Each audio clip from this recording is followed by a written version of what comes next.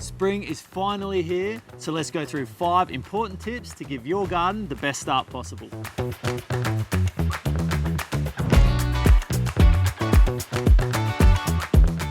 With the arrival of spring, your lawn is finally starting to grow.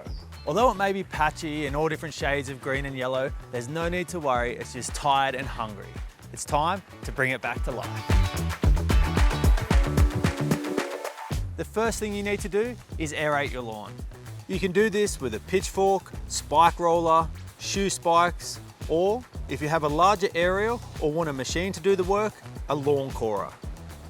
The second step is to rake off all of the fallen leaves, debris, and dead thatch that has built up. This will allow the grass to breathe, absorb more sunlight, and significantly improve its ability to grow. Now all we need to do is fertilise. I use a specific lawn fertiliser in a pellet form.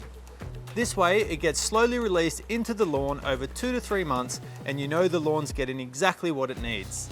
If your lawn is in really bad shape or you just want to give it that extra boost, you can liquid feed the lawn over the top of the pellet fertiliser.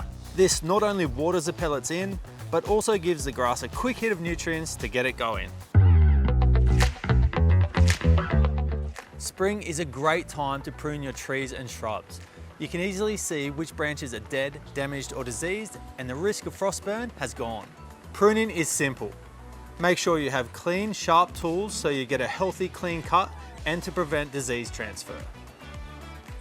Remove any dead, damaged or diseased wood and take off any branches that cross over to prevent rub-in. Remember, most trees and shrubs put on enormous growth through spring and summer, so don't be afraid to cut a little lower than what you were thinking. So we're cutting down to a height that's probably a bit lower than what we think. You can see all of this green growth here, that's in one season. This darker growth here, that's from last season, so you can see how much we actually get. After winter, your potted plants may be looking a little worse for wear. And with spring coming in, they're wanting to grow. So now is the perfect time to repot or pot up your plants so they can have a healthy, fresh start to the growing season. To get started, remove the plant from the pot and gently tease out the roots. Make sure you ruffle as much of the old potting soil off as possible. If you're planting back into the same pot, then a good root prune of up to 1/3 is necessary so the plant can continue to grow and put on new roots. If you let the old roots continue to grow, the plant can quickly become pot bound. If you plan to pot up into a bigger pot, just tease the roots out and leave them as they are. Next, fill a bucket with a dilution of seaweed tonic and soak the root ball for 30 minutes to an hour.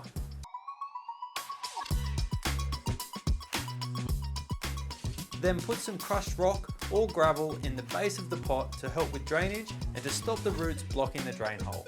Place some premium potting mix in the base. Check to make sure your plant height is right. It should be 20 to 30 millimeters below the lip of the pot to help hold water when watering.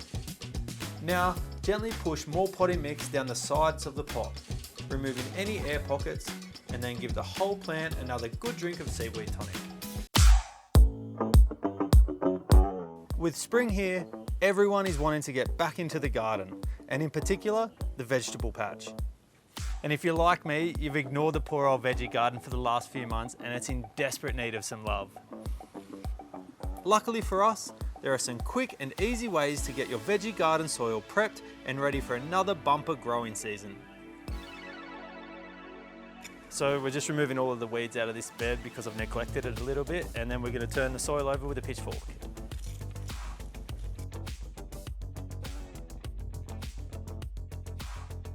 Now add a good dusting of gypsum to improve soil structure and pH levels. Then add around 40 millimeters of cow manure and 40 millimeters of chicken manure to add nutrients and organic matter to the soil. After this, add a good dusting of blood and bone and around 50 millimeters of mushroom compost to help even more with nutrients and organic matter. The mushroom compost is also great for water retention. Then turn it all over, water it in, and let it sit for 2 to 3 weeks before planting out. This will prevent any nutrient burn to the roots or foliage of your new veggies, so be patient. Mulching is one of the most underrated gardening tips out there.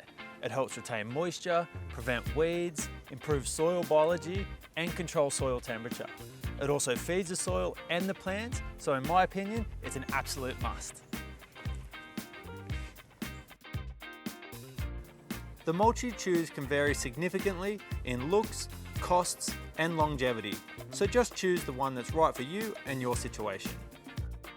If you're unsure, leave a comment in the box below and I'll happily give you my suggestion. When mulching, it's important not to go too thick, as this will stop water getting to the soil. If the mulch is too high up against the trunk of your plants, this can also cause collar rot. I recommend mulching somewhere around the 50mm thick mark for a good average depth. After mulching, I always water it in. This helps wash off any of the dust or mulch that may have landed on your plants, helps lock the mulch in, and starts the water retention and mulch breakdown process. Mulching is a big job, but it only has to be done once or twice a year and the benefits are enormous. So do it for the garden. So there you have it. Your garden beds, lawns, trees and shrubs, pot plants and veggie garden have all been loved and are ready for an incredible spring and summer. I hope you enjoyed these tips and I'll see you next time. Happy gardening.